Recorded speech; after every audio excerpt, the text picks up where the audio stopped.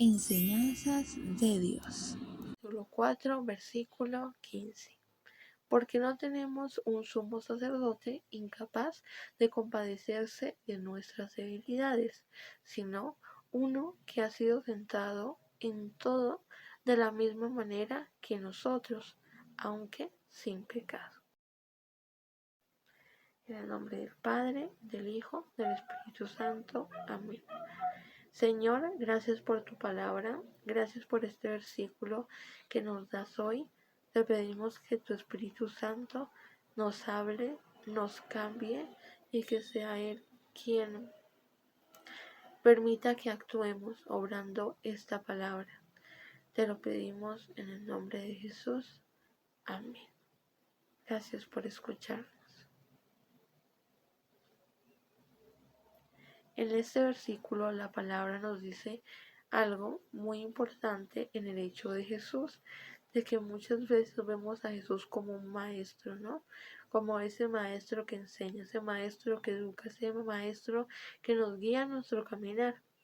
Y el versículo nos muestra cómo Dios sí es ese maestro, cómo Jesús es ese maestro de nosotros, pero nos muestra un contexto cultural de esa historia judía, de cómo vemos que las personas que en ese tiempo eran los super maestros, eran las personas que eran más capacitadas, que tenían una inteligencia, que todos debíamos de actuar como ellos, eran los sumos sacerdotes.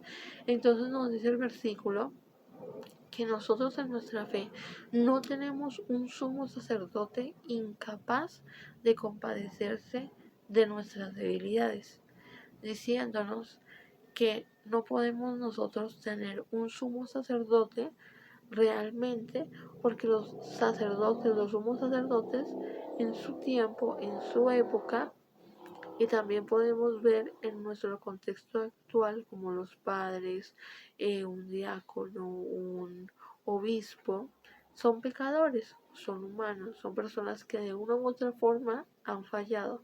Entonces no tenemos ninguna persona, religiosos, padres, obispos, que sean capaces de compadecerse de nuestras debilidades, de tener misericordia de nosotros y cambiarnos, porque también han pecado y no pueden hacer ello porque no son libres de ningún pecado.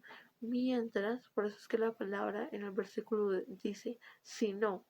Entonces, mientras que Jesús sí puede compadecerse de nosotros porque Él ha sido tentado de todo de la misma manera que nosotros.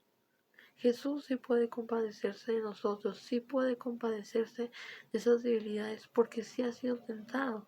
Hay muchos sumos sacerdotes, como lo vemos en la época de Jesús, que se creen mucho en el hecho de ser muy orgullosos, no en el hecho de usar esta palabra como de mala forma, sino en el hecho de que se creen mucho, de que creen que son perfectos, de que creen que son santos, de que creen que tienen que actuar como ellos, de que no se les puede decir ningún error, porque simplemente ya son perfectos. Y también no tienen esa capacidad de compadecerse de nuestras debilidades. Y nos invita a que nosotros debemos de ver eso, de que las personas que nosotros queramos, que estimemos en la fe, no estimemos a personas que realmente son personas que son orgullosas, que son personas que quieren gloriarse a sí mismos, que creen que ya son santos, que tú no les puedes decir absolutamente nada, porque estamos en un proceso de fe y esto muestra algo que Dios tiene que trabajar y que nosotros también debemos de ayudarle, ver a esa persona que debe de trabajar en su fe. Entonces por eso el maestro que tenemos, el ejemplo que tenemos y del cual debemos de nosotros coger esa fuerza, agarrarnos ahí junto a Él y hacer ese ejemplo o sea, tomarlo como ejemplo, es a Jesús. Y Él, sí, como es humilde, como si ha vivido, como reconoce lo que ha hecho el pecado, Él sí va a tener misericordia de nosotros y Él sí va a comprender esas tentaciones que Él mismo tuvo también que pasar, porque cuando nos ponemos a examinar acerca de las tentaciones de Jesús, vemos que se resumen en contextos de nuestra vida cotidiana, en cosas como por ejemplo que nos habla de los deseos de nuestro corazón, con los deseos del espíritu. En una de esas pruebas donde el mal le decía, pues si quieres, mira, yo te ofrezco todo esto, solo tienes que postrarte. Entonces, ¿qué nos dicen a nosotros en nuestra vida? Mira, yo te ofrezco dinero, yo te ofrezco fama, yo te ofrezco que tengas el chico, la chica de tu sueño, yo te ofrezco que seas amado, que seas querido, pero ¿qué tienes que hacer? Tienes que dejar a un ladito a Dios y tienes que venir a hacer estas cosas, cambiar esto, cambiar tu forma de ser, ya no estar más en la fe, meterte estas cosas de mostrar tu cuerpo, de dejar las cosas de la fe y mostrarlo sin pena, en fin, que renuncies a Dios para poder tener esos sueños de los deseos de tu corazón. Entonces ahí vemos que Dios también pasó esas tentaciones, también pasó esas pruebas.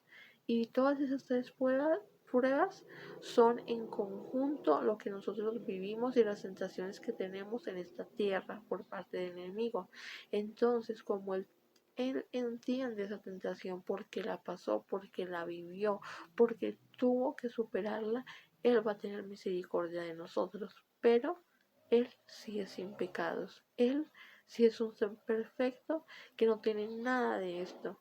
Por ello es nuestro Maestro perfecto, un ser que tiene misericordia, que entiende nuestras dificultades, pero también un ser santo que nos puede inducir hacia esa santidad, hacia esa perfección de ese caminar con el Señor. Entonces tenemos dos aspectos fundamentales que crean ese Maestro perfecto.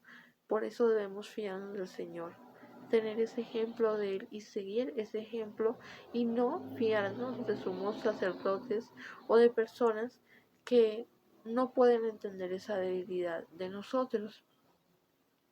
Por ello también tengamos en cuenta que nuestras debilidades Dios pudo hacerlas, Dios pudo superar esos malos momentos. No permitamos que por falta de conocimiento, porque creemos que sentirnos mal es algo normal que puede pasar todos los días, todas las personas lo viven, entonces nosotros aceptemos esos pequeños eh, pecados que no percibimos con los ojos de la fe, sino miremos, pero Dios me llamó a estar en paz en esta tierra, a ser feliz, porque siento esto, porque eso no es normal, uno vivir todos los días mal, uno todos los días tener alguna cosita chiquita mal. Entonces, ojo con eso, busquemos, indaguemos primero en nosotros para poder mirar en la palabra que lo que nos muestra. Por ejemplo, el hecho de los pensamientos, de que te sientas culpable de algo en tu pasado que tú no tienes nada que ver o algo que no dependía de ti y te sientas mal. Eso es algo que el enemigo pone como una pequeña tentación ahí que se va agrandando, agrandando, agrandando hasta llevarte a alejarte completamente de Dios. Como por ejemplo, empiezas tú así, empiezas con pensamientos malos, empiezas a creer que tú no eres suficiente para Dios, empiezas a alejarte del Señor por ello, empiezas a sentirte mal, a sentirte y reconocerte como un pecador, como una persona injusta, empiezas con terapias de mindfulness, de meditación, de yoga, cosas que no tienen que ver, o te alejas completamente de Dios y tú ya no crees en tu fe porque no te sientes digno y cogiste odio o rencor hacia la fe, hacia Dios, pasando de algo de amor o de culpa o de no sentirse suficiente a odiar o a rechazar la fe. Entonces son cosas sutiles que también debemos de ponerle ojo, tener en cuenta nuestra fe para que el enemigo no nos distraiga de esto y nos arrebate la vida eterna del amor del Señor.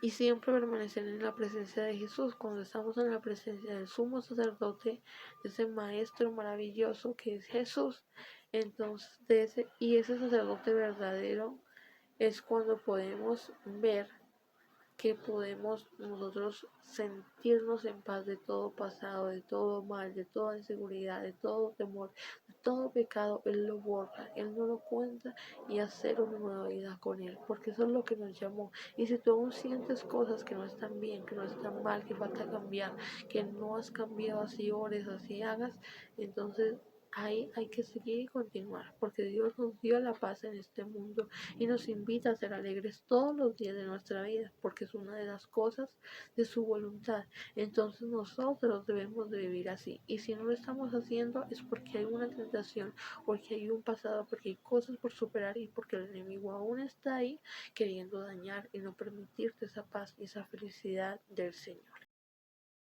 Dios mío, gracias por tu palabra.